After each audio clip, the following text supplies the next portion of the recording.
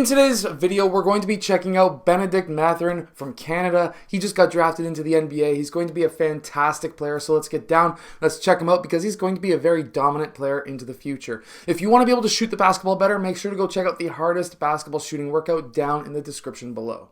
Okay, so coming over top of this screen, he does make a little bit of a mistake, but there are some options and things that we can learn from this. So number one, whenever you go over top of a screen and your defender also goes over top of the screen, the first thing that you want to do is to cut in, because then you can get him essentially in jail. However, what we can see here is this defender was trying to cheat and go over top of the screen anyways. What Bennedict Mathurin could have done instead was to cut back and deny the screen, which would have potentially stuck this defender on the opposite side and could have given a little bit of a mismatch if he cut back in front to isolate the big man on himself, who is a much faster player than this big man. However, he was able to get around that screen. He was still able to attack that basket and score. He was able to do this by getting his shoulders lower than the defender's shoulders,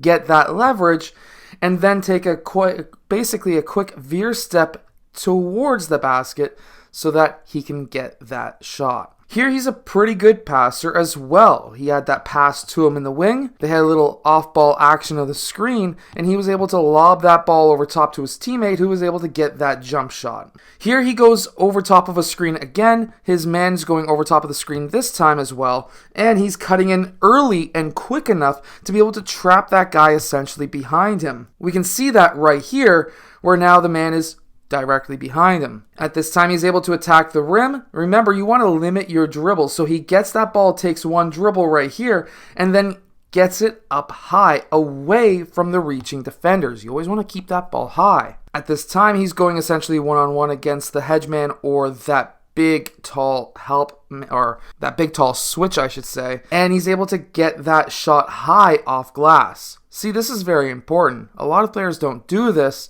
and that is, look how he takes off and lands. He's not necessarily going towards the rim. He is going almost totally towards the baseline and not 100% towards that rim.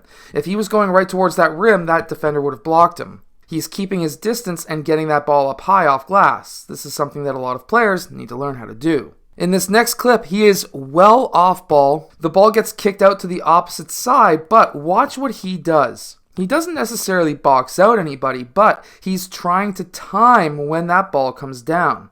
So, in this clip, there's two players who are in prime position to get this rebound. Here, a lot of coaches, trainers, and even players will say that you need to get in there and box out. However, you're now risking a foul.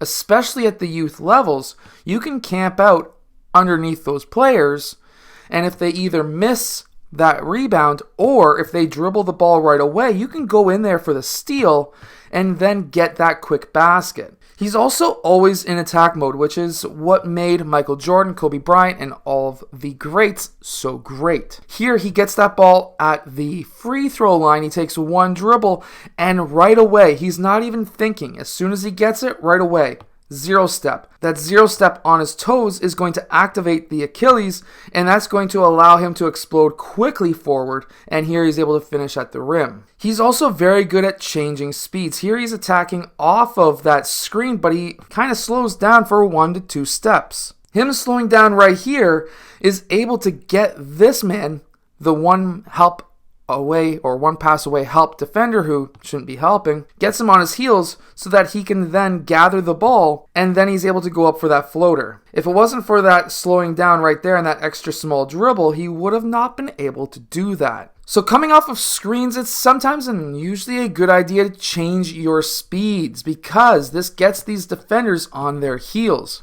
Getting your defenders on their heels is extremely important.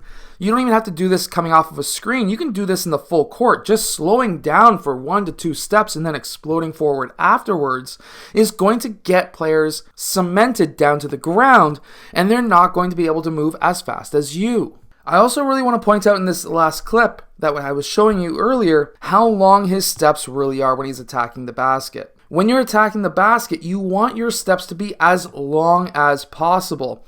The reason why you want really long steps is because now, at this time you're attacking the basket, what's faster?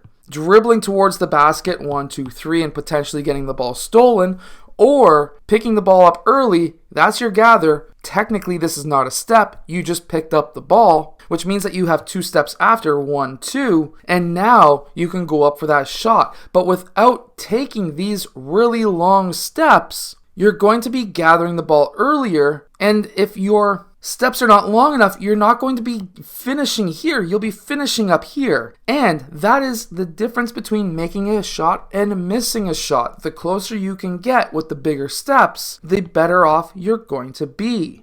Also, keeping this ball high is extremely important, and getting it high off glass too. Understanding how to use that backboard is really going to be a game changer, because you should be able to know how to use the entire backboard there to be able to get yourself a basket. If you want to shoot the basketball better, make sure to go check out the hardest basketball shooting workout down in the description below, and I'll see you guys again next time.